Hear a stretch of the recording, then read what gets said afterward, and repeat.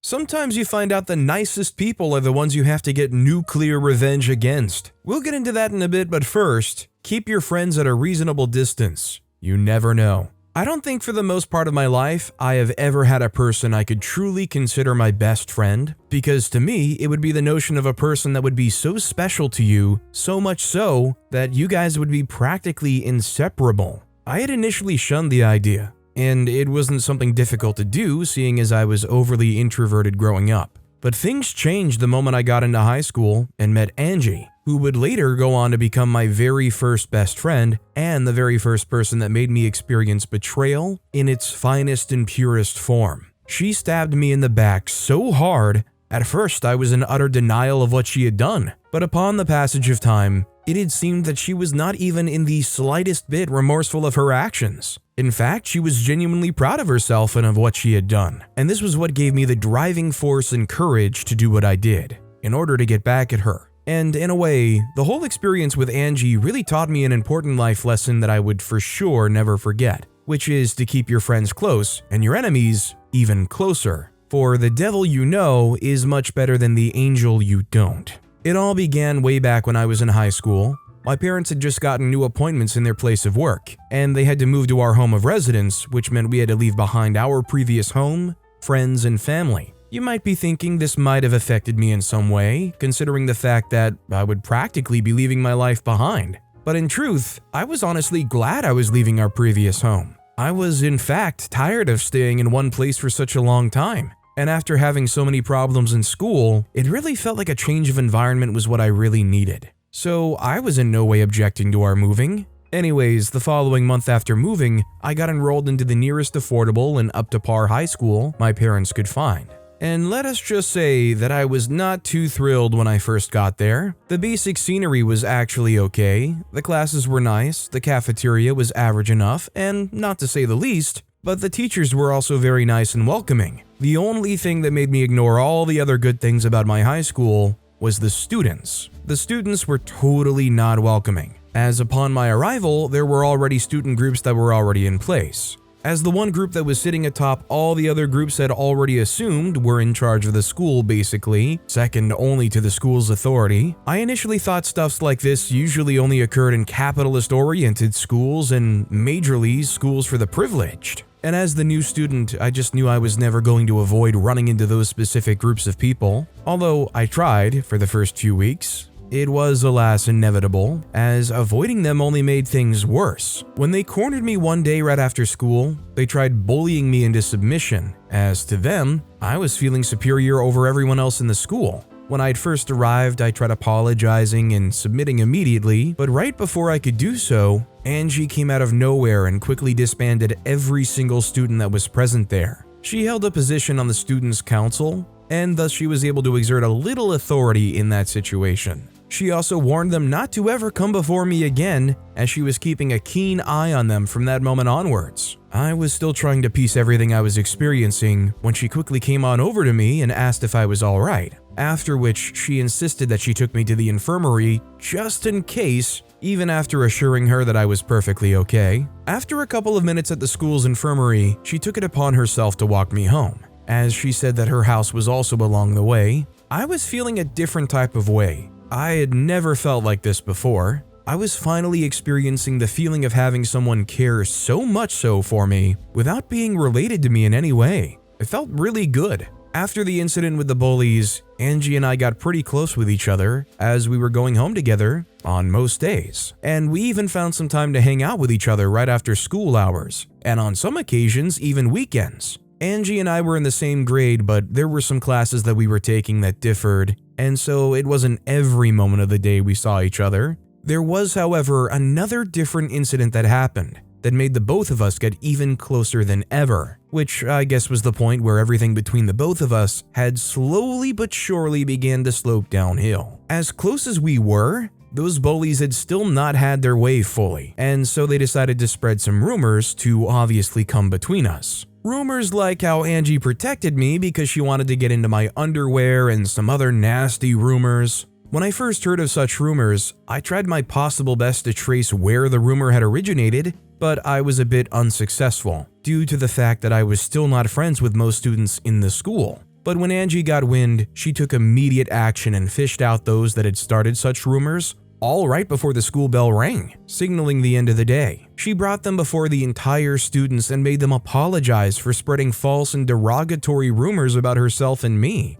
It felt really nice having someone this close to me have my back, anywhere, anytime. And as I'm sure you're guessing and expecting, it would all soon be nothing. All because of the coming of a new student, and by it, I mean my friendship with Angie. It was about a few weeks after the incident with the rumors going around about Angie and I, when our teacher introduced a new student to the class. He was a foreign exchange student from Australia, Williams. He was by far one of the most perfect guys I had ever seen. His face had the right proportions, he was perfect height. He immediately got into our school's basketball team. To top it all off, he was really humble. It wasn't even up to a month when he arrived, but he was already gunning for the top of the class. It was really every single girl in the school's fantasy to even have to spend a few moments at least with him, as he had become somewhat popular with the ladies. I should say I noticed this much earlier, and I decided to exempt myself from the general direction with every single girl in the school was fawning over. And to my greatest surprise, even Angie was amongst them, which was also another reason I didn't want to get involved with him, as I didn't want anything to come between what we had.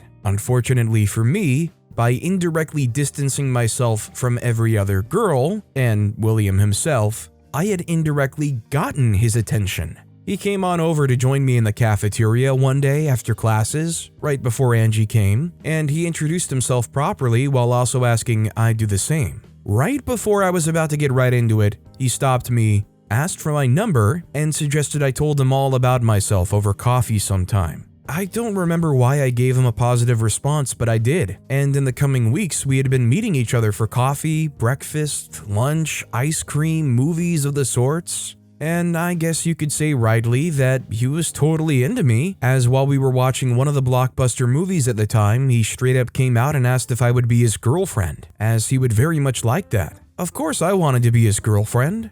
I didn't know what he saw in me that made him interested, but I was not willing to let this opportunity to date such a handsome, gentle, and sought-after guy ever again. This was where I made a very huge mistake, by telling Angie about everything that had been happening between William and myself, unknowing to me that she was seriously interested in him and not just fawning unreasonably like every other girl in school. After I told her, she didn't say anything else, as she immediately left my room. And this was the time in our friendship that we had our very first fight. It was not a nice feeling, but thankfully William was with me to offer some consolation and also keep my head straight and focused on doing the right thing. The following week, after getting an earful from William, I wanted to try as much as possible to resolve things between the both of us, but she kept on avoiding me. I, on the other hand, was not going to give up that easily. We went on like this for close to a month, until she finally decided to forgive me, to which I was very glad and happy because I thought our friendship was going to be mended.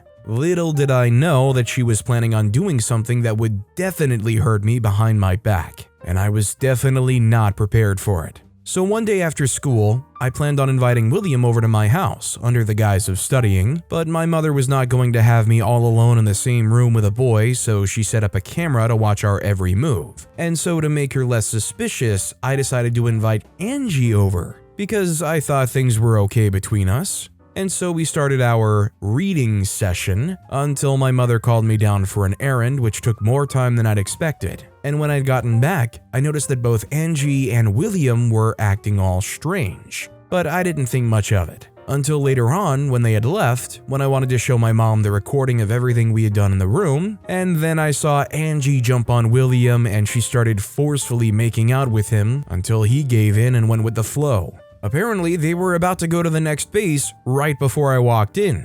That was why they were fidgeting and all. I was really broken and devastated as to what Angie had done. I tried to confront her in the school the next day, but she kept on avoiding me until she finally gave in and owned her truth. She didn't seem remorseful one single bit, and it made me really angry. I didn't know what I could do to hurt her back in a similar way as she had done, and then I remembered her parents were strictly religious Christians, and they would have an absolute meltdown if they were ever to find the video. And right then and there, I knew what I could do to at least make me get even with her. And so I sent the video to her mother, anonymously, and I set the wheels in motion. I knew she was planning on attending one of the top colleges right after high school. That was gone, because they were so mad at her, and also in school, she was stripped of her position, and most students in the school were beginning to call her all sorts of names. This was payback enough for me, as we never spoke again after that time. I obviously knew she was aware I was the one responsible,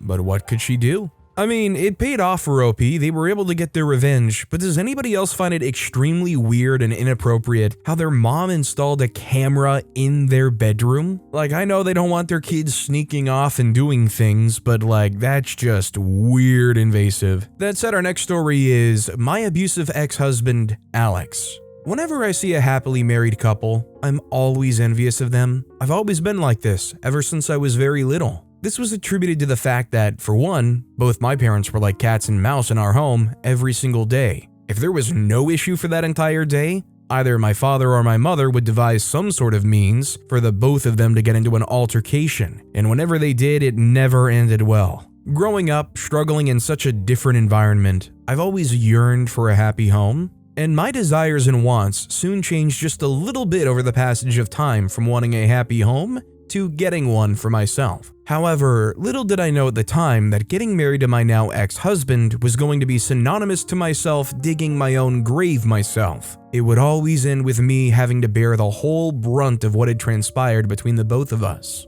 either physical, psychological, or mental. And when I'd finally had enough, I decided to take matters into my own hands. My story all began when I was in high school. Just like any other average girl, when I was in high school, girls my age obviously had raging hormones, and those hormones were a resultant effect of the pubescent stage we were going through. While some other girls were getting their bodies undergo average changes in various parts of their bodies, my case was a little bit different. As my own case was a little bit on the extreme end, I was developing way faster than my age, and by the time I was already 16, I had the body of a really mature woman in her mid-20s. Initially, it was a little bit uncomfortable for me because, for one, I had to deal with the unpleasant attention and stares I was getting, which seemed to be never-ending. What made matters worse was the fact that the advances I were receiving were not from my peers or from people within my age range, but rather they were mostly from men who were old enough to be a grandparent to me. It got so worse that I had no choice but to begin wearing clothes that were not revealing any part of my skin at all. It was a really tough moment for me, as for one, I felt disgusted by the fact that they had no idea they were sending advances towards a girl that was not even crossed the age 18 threshold, and also the fact that I thought I would never find someone that would wholeheartedly appreciate me for who I am and not for how I look, and the fact that they would only be lusting over me.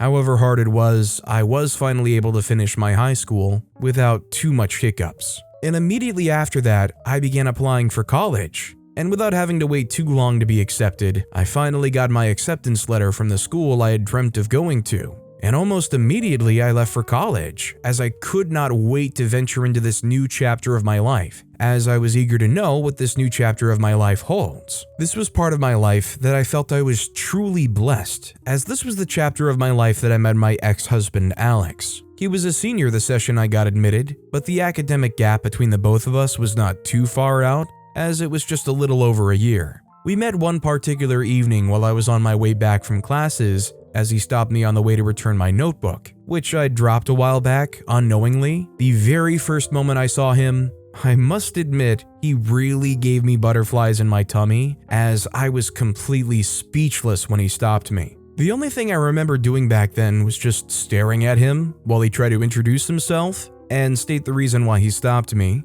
He even tried complimenting me and asking for my number, but I was too speechless to even say a single word. He just wrote his number on the back of my book, and he left. Throughout that night, I kept on thinking of our pleasant encounter and what I could possibly say when I was introducing myself on text. After a whole hour of thinking, I finally decided and told him to pick a date for us to meet, as I felt more comfortable talking in person than over the phone on text. He picked a date, and that was the very first time I would meet a boy voluntarily who was not bearing lustful eyes towards me, as he had the purest eyes I'd ever seen in a guy. We talked for quite a while that day, and in a few weeks we had begun seeing more of each other, and in less than 2 months of meeting and knowing each other, we decided together to give a tag to our relationship. And just like that, I was already in my first relationship and a mess of my very own creation without knowing it. Alex was the sweetest guy I'd ever met. He was always thoughtful of me and also very caring and considerate. I guess this being my very first relationship, it really was hard for me to have noticed all the red flags I was seeing, as at this time, I thought it was all part of being in a relationship, as if we were eventually planning on being with each other for a long time, it would be imperative of the both of us, or in this case me, to learn to be accommodating and tolerant of some of his behavior, as I was fully aware that you can't change a person that easily. Life in college with my very own boyfriend was still seeming like a dream to me at some point. Although I had other friends I'd made when I got to college, I still preferred to hang out with Alex, as I truly valued the time we spent together. Also, at the very beginning, college seemed like it was not going to end anytime soon, but a sudden realization soon hit me when Alex was in his final year in college, and by the end of summer break, he was going to be out of the school's academic roster. He would have graduated by then. It really was something I'd never thought about, because I thought we would have more time to spend with each other, but Alex assured me that we would still be together and stronger than ever. And so, along with the smooth and swift passage of time, the time for Alex to leave was soon upon us, like a thief in the night. It was really heartbreaking having to let go of the only boyfriend I've ever had, only because he was graduating. Life in college after Alex had graduated was really stale and lifeless. I just tried all I could to get through everything successfully so that when I was done, I could be with him. And luckily for me, he had already secured a well-paying job, right as he was still fresh out of college, as his parents had serious connections, so I guess this was nothing. And within a few months of getting his place, he invited me over to show me the place. And while I was still checking the place out, he'd already gone down on one knee, and in his hands was one of the most beautiful pieces of jewelry I had ever seen. He, right then and there, asked if I would do him the honors of becoming his wife. I was too shocked to even say anything at first, but an answer soon came out of my mouth, as I said yes. I guess this was where I made one of the biggest mistakes of my entire life. I was in my final year at this time too, so he, Alex, had already planned we moved in together when I was done with college, and whenever I was ready, we could get along with our wedding. Now I had proper motivation to get me through my final year in college, and with a few months also, I too was done with college. And right after my convocation ceremony, when my parents visited, I introduced Alex to them and showed them the ring. They were really happy for me, but my mother had some things to say about choosing a partner this early in life. I assured her that he was truly the right one for me, as we were both perfect for each other. Oh boy, was I so wrong. Fast forward 2 years after I'd graduated from college, Alex and I were already married, and we were already expecting our first child. And I guess this was where things had started to get really troublesome. I was in my 6th month, and right from the moment we both found out that we were going to become parents, Alex had been very supportive as a husband and soon-to-be father. He would start taking care of things in the house so as to reduce my workload right from the first month. However, there was a little problem which I had not realized until later on. Apparently, we could not be intimate with each other in the bedroom, which was due to the fact that I was pregnant, and the doctor strictly advised against it. It was when I was in my 6th month that Alex could not hold his urges in again, and he tried to lead me on into the bedroom. But when I turned him down, his switch suddenly flipped, as this was the first time I'd ever seen this side of him. The next time it happened, he almost beat me unconscious before having his way right before leaving the house for a whole week. I was really confused as to where this absurd change in his character came about. When he came home that day, I sat him down and tried to talk things over with him, and he outrightly apologized, as he was so sincere, composed, and his usual self, right until our baby girl was born. As the very day I was discharged from the hospital and came back home, he was back at it again, as he wanted the same thing again, and I tried to tell him off saying that place was not ready yet, and he asked when I would be. I just told him that what the doctor told me about when we can get intimate, and then he lashed out. He started hitting me again that night. After enduring his treatments for a whole year, I'd already made my mind up to not stay in such a relationship any longer, and so I filed for divorce first, which took quite a while. but I was successful in getting alimony, which was a huge enough sum to take care of myself and my daughter. But he was still not going to let me go, saying that I would never be free of him and all of that, and to pay him back for the terrible way he treated me. I got a lawyer and explained my whole situation to him, to which he informed the authorities, and he was arrested on the count of domestic violence. This was taken to the next stage in court, where I showed physical evidence and photo evidence of the marks I got from his beating. Basically, at the end of the whole court process, he was made to serve time, without option of bail or early release, as I also informed the court of the threat he had made to me. That was the very last time I saw him, and I made sure he could not get in contact with me or my daughter, so I filed for sole custody. Now he could never get back into my life or my daughter's life again. Ultimately, I don't even know if this is truly revenge. I think it's ultimately the right thing to do for OP and their kids' sake. This guy deserves to be locked up, or at least have these charges so that if anything happens again, they will be locked up. Our next story is, It's Always the Nicest Ones. My name is Annalise, and I would like to share with you my experience with some certain members of my family and how they, in an unsuccessful attempt, tried to steal my inheritance left for me by my parents after their passing, and the actions I took in order to get retribution for their actions. I guess I should take you back to the very beginning of my story so as to ensure that you grasp the gravity of what they had done and what they unsuccessfully tried to do. Right when I was having my 16th birthday, some unfortunate incident had occurred in my household. My parents, on their way back from one of their usual business trips, got involved in a fatal accident, and after expending as much resources as they could, the hospital had no other option than to declare them dead. The news of the death of my parents made me experience one of the most painful moments of my entire life, as I was the only child, and it felt like I was going to be alone in the entire world for the rest of my life. I was practically born with a silver spoon, and in my entire life, for as long as my memory serves, I have never lacked anything, and this was courtesy of my father's insane wealth. He was the sole owner of a furniture store that was worth $500 million, and this was attributed majorly to the fact that his parents, my grandparents too, were really wealthy, as they owned various companies across the country, and also internationally. My family was basically loaded, and in the off chance that either my grandparents or my parents were to pass, their entire businesses were already willed to my name, and I was to be granted access to everything once I had clocked the ripe legal age of 18. The one thing I did not consider or think about before their death was the fact that both my father and my mother were not on the same page with my other relatives, my uncles, aunts, cousins, and the rest. And one day, when I inserted the question as to why we were not in good terms with our other family members, my mother simply dodged the question and told me not to ask her that again. It only became clear to me right after their death that apparently my father was not always the man he was before his death. At one point in his life, he had wanted to become emancipated from his own parents too, as he did not want to inherit or depend on them for anything at all. He did not become emancipated, of course, but he got a challenge from my grandfather to try and become successful and achieve his dream within a given period of time. He left the house with only his bag and the clothes on his body to his name. And after leaving the house, he tried to start up various businesses, but unfortunately for him, due to various family members trying to use their status as family to pay for his services, he was always left in debt and had to close down every single business he had started.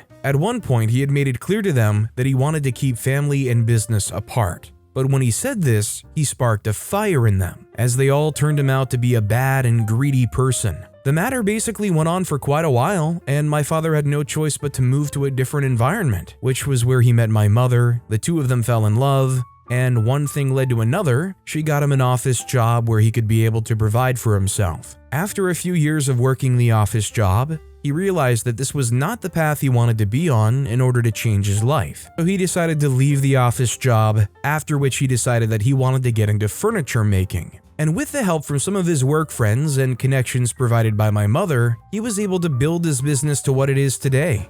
And this was one of the factors that was responsible for my father totally ignoring every single member of his family. Well, mostly relatives, because as at the time, my father already made a name for himself. Both my grandparents decided that they were going to will their entire property and wealth to my father, leaving nothing for the other members of the family. but my father was too humble, as he didn't want to have anything to do with my grandparents' wealth, for he had already accumulated his own, so he urged them to will it to my name instead. And this was how I came to be the sole individual to inherit both my grandparents' wealth and my parents' wealth. However, this was not where the problem came to light. According to what I had later gathered, some of my other relatives, which included my uncles and aunties, were coming to my father to request for his assistance, majorly financial aid, and on every occasion that they came, he always turned them down. Sometimes whenever they visited, he would not entertain their presence for long, even though they were family. And this was due to the fact that he was trying his possible best to avoid having anything to do with any of them. But he couldn't just cut them off completely from his life, as there was nothing he could do.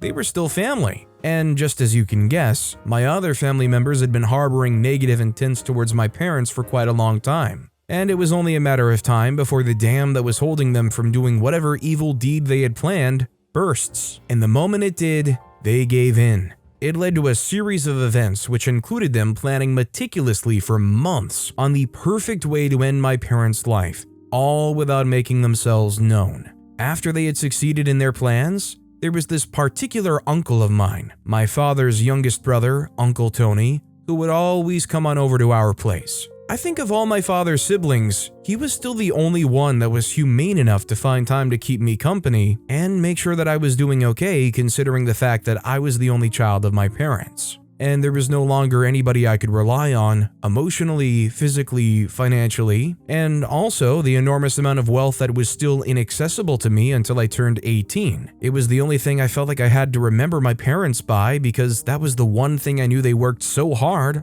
all their lives for. My only source of comfort back then was only the fact that Uncle Tony would occasionally visit me, and even on other days he would stay with me for about a week. And I've never felt the love of another family member, except for the one time I went to my grandparents' place for the winter break a few years back. Uncle Tony really treated me with love and showed affection when needed. However, I never could have prepared myself for the horrible twist that was yet to come, as it was only one fateful night when Uncle Tony had come over for the weekend as usual, and we were in the movie room. Just about getting ready to watch a movie, he left for the kitchen to prepare some refreshments for the both of us. He would not be doing this normally, but it was due to the nature of my family's current financial state, we weren't able to retain every single worker of the family. And even though I assured them that once I was able to get access to the money left behind by my parents for me, that they would receive what they had worked for altogether. However hard I tried to convince them,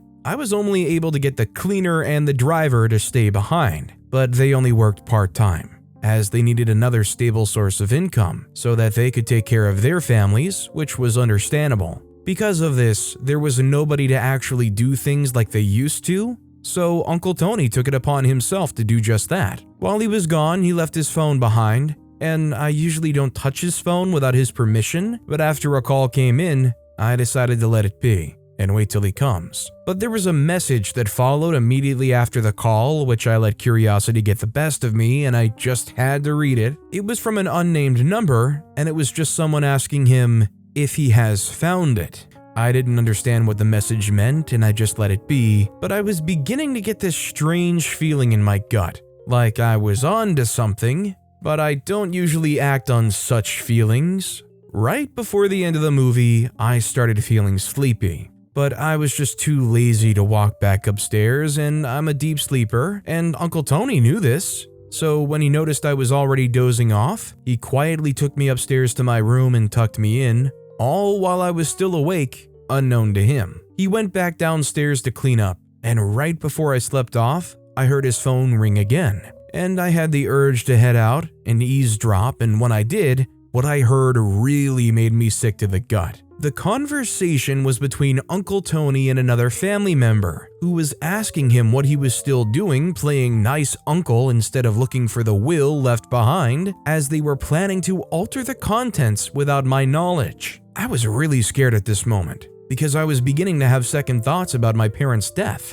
This went on for weeks, as I didn't know what to do to clear up these thoughts in my mind. So I resolved myself to settle things once and for all. I called for the family lawyer, as he was the one I entrusted the will to, till I was of age, explaining the situation to him. He really understood how lonely I felt after my parents' passing and what kind of situation I was in, so he offered to help. He told me to try and get a hold of Uncle Tony's phone, as it might contain the answers I need and also serve as physical evidence. That night, when Uncle Tony came over, I quickly hid his phone while he was asleep, and the next morning, he searched frantically for it, but he could not find it. And while he was already late to where he was going, he decided to leave the search till he gets back. And this was when I sprung to action. I immediately contacted our lawyer and handed the phone over to him, as I already knew the passcode to unlock his phone. He told me he would get back to me in 24 hours, and true to his words, in the next 24 hours he came back. But not alone. He had already gotten the police involved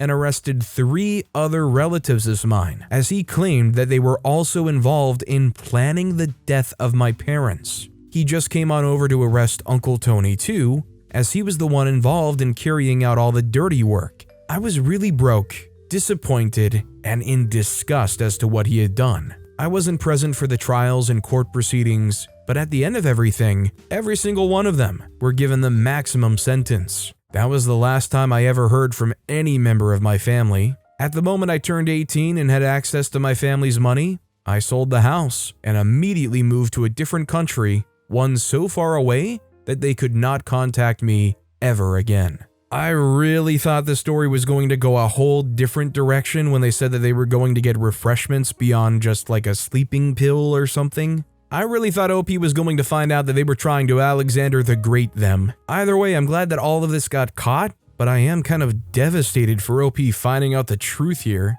But with that being said, that's all the time we have for today. Now, if you want to hear another crazy revenge story, check out that video on the left. Or if you missed my latest video, check out that video on the right. That said, I'll see you all next time with some more stories.